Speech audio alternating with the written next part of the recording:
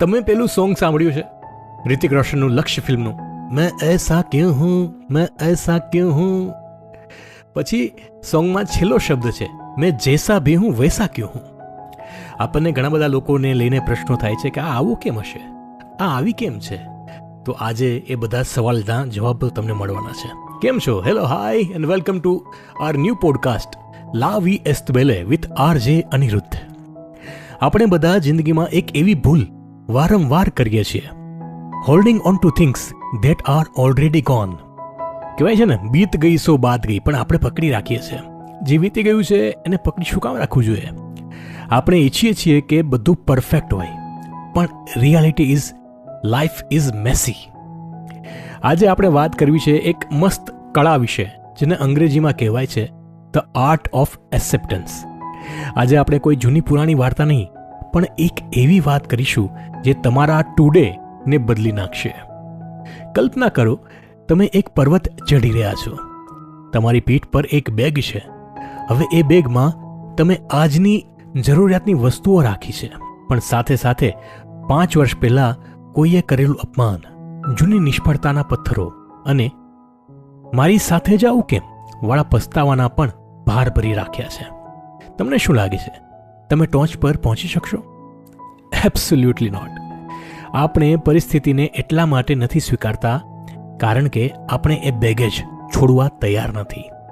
Acceptance doesn't mean you are weak, it means you are wise enough to let go.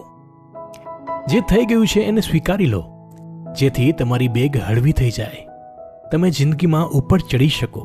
યાદ રાખજો, જો હાથમાં જૂનો કચરો પકડી રાખશો ને, તો નવી તકો, ન્યૂ ઓપોર્ચ્યુનિટીઝને પકડવા માટે હાથ ખાલી નહીં રહે.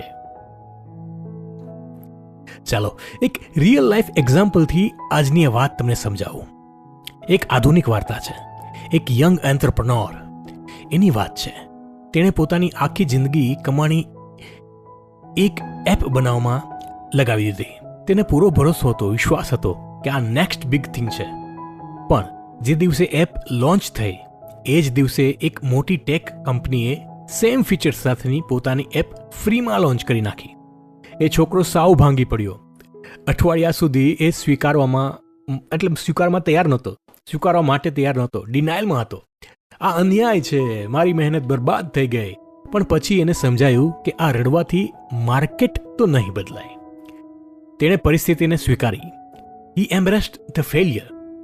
તેણે જોયું કે તેની એપમાં એક નાનકડું એવું ફીચર હતું જે પેલી મોટી કંપનીની એપ પાસે નહોતું. તેણે બાકીનું બધું જતું કર્યું, લેટ ગો, અને ફક્ત એક ફીચર પર ફોકસ કર્યું.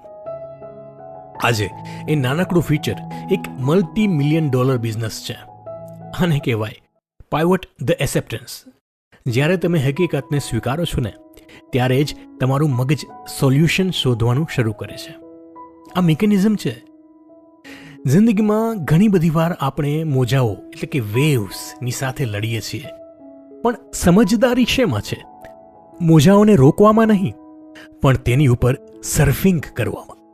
જ્યારે ટ્રાફિક હોય, જ્યારે વરસાદ પડે, કે જ્યારે કોઈ તમારો ફોન ન ઉપાડે, આ બધી નાની નાની ક્ષણોમાં જો તમે ગો વિથ ધ ફ્લોની આદત પાડશો ને, તો તણાવ અડધો થઈ જશે. આ તો બહુ નાનકડા એક્ઝામ્પલ છે. એક્ઝામ્પલ કોઈ બી હોઈ શકે છે. એક મસ્ત અંગ્રેજી ફ્રેઝ છે, it is what it is. જે છે તે જ છે. એને સ્વીકારવામાં જ બહાદુરી છે. તમારા પીસ ઓફ માઇન્ડ માટે એ જરૂરી નથી કે દુનિયા તમારા હિસાબે ચાલે, પણ એ જરૂરી છે કે તમારી જાતને દુનિયાના બદલાતા રંગો સાથે એડજસ્ટ કરી શકો. આજના એપિસોડનો સાર એટલો જ હતો, સ્ટોપ રેઝિસ્ટિંગ, સ્ટાર્ટ એક્સિસ્ટિંગ. જે ભૂતકાળમાં પથ્થર બનીને પડ્યું છે એને ત્યાં જ રહેવા દો. તમારી એનર્જી એને બદલાવવામાં નહીં, પણ તમારા ભવિષ્યને સજાવવામાં વાપરો. એ કોઈ પણ હોઈ શકે. જરૂરી નથી કે તમારા પ્રોફેશનલ લાઈફમાં પણ માં જ હોય, તમારી પર્સનલ લાઈફમાં પણ. જે વ્યક્તિને તમે પ્રેમ કરો છો એને સ્વીકારી લો ને. શું કામ એની સારી સારી વસ્તુ જ ગમે છે તમને? એની નેગેટિવ વસ્તુઓ તમને ગમતી નથી, આકર્ષતી નથી? ત્યાં જ પ્રોબ્લેમ થાય છે. પોતાની જાતને કહો, I accept my past, I accept બીજાનો past. I embrace my present and I am excited for my future. કારણ કે દોસ્ત, ગમે તે થાય, છેવટે તો લાવી એસ્ત બિલે. તમારા અનુભવો કોમેન્ટ કરો. હું ઈચ્છું છું કે આ એક પોઝિટિવિટી ભર્યો જે પોડકાસ્ટ છે એ તમે તમારા મિત્રો અને ફેમિલી સુધી પણ પહોંચાડો. વાત નાનકડી હોય છે, ગંભીર હોય છે, સમજવા જેવી હોય છે. આ પોડકાસ્ટની સાથે સાથે હું પણ ઘણું સમજી રહ્યો છું, શીખી રહ્યો છું.